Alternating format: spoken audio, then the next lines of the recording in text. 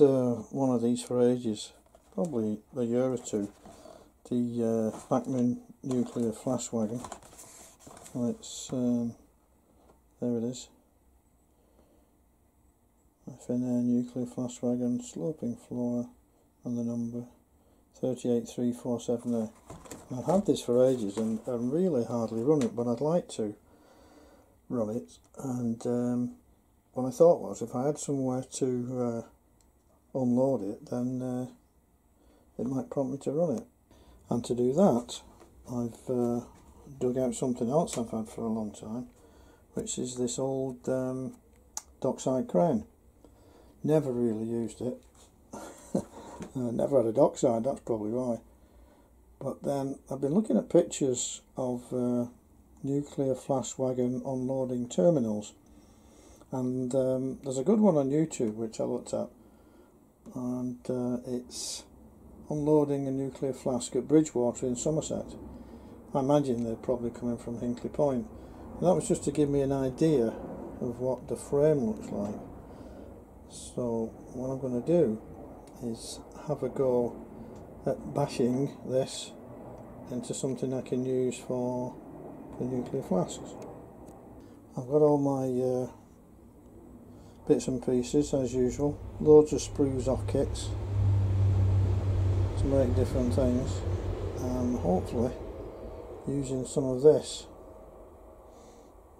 onto that I can make something that looks at least an impression of what it would look like. You can then use a bit of artistic license on which way it goes after that. If you imagine it would then go out the back and onto the wagon. Or I could cut out one end of the frame so that it would go in that way and then come this way. I'm not sure yet, but so far so good. This is the second attempt at the Gantry Crane. Got this from Jim's shop, the Loco Shed, yesterday. Just spotted it, looked perfect. It was about 9" wide. So what I've done is cut it in half to give me the right width across the track where it's going to go. And then this, which was the other end, I've cut the legs down slightly so that this will slot in and become the back of it. So that's what it looks like in place. I think that looks pretty good now.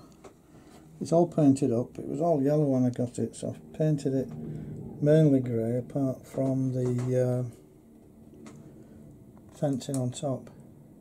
Changed that from red to white. And I've got the guys out now checking it over. You can see the grab in the middle. This part actually does work.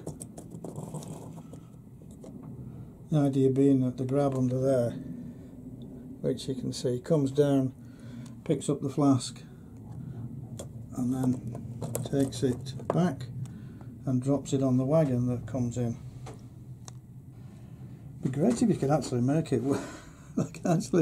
Make it work, wouldn't it? So that came out, picked it up, took it back and load it onto the wagon. That'd be fantastic, wouldn't it? So we've got two now. That's the first version, and that's the second version.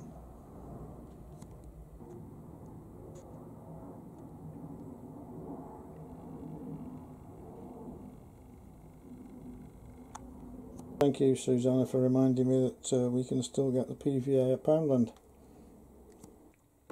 That's the product I've used. Two of these. It's called rough terrain mat, and this is the one I've used is summer green.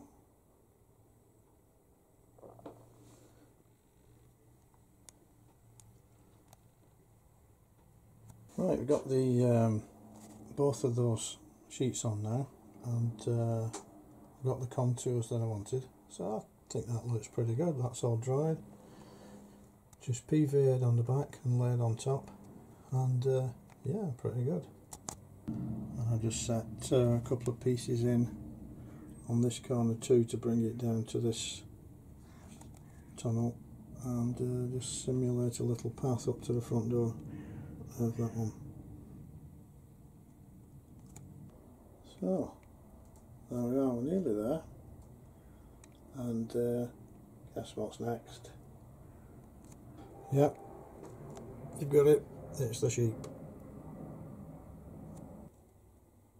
So there we are, sheep are out and about, and I think that's pretty good. 10 sheep and 2 lambs, and obviously we're hoping for more lambs later. More details to the oil terminal, and I've brought this building in to this end, which I think goes really well there. If I remember rightly, it was a Pico kit, I think it was, and I had it on the Network Rail depot to start with, but I think it looks better here, and I think that looks the part there. I've added more pipes and all the rest of it at this end. We've got a sign in there.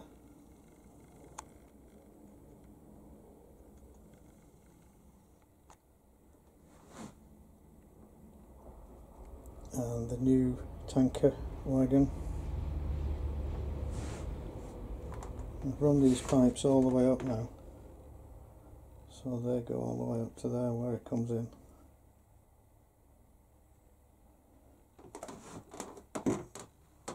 To add more detail. I think that looks pretty good now.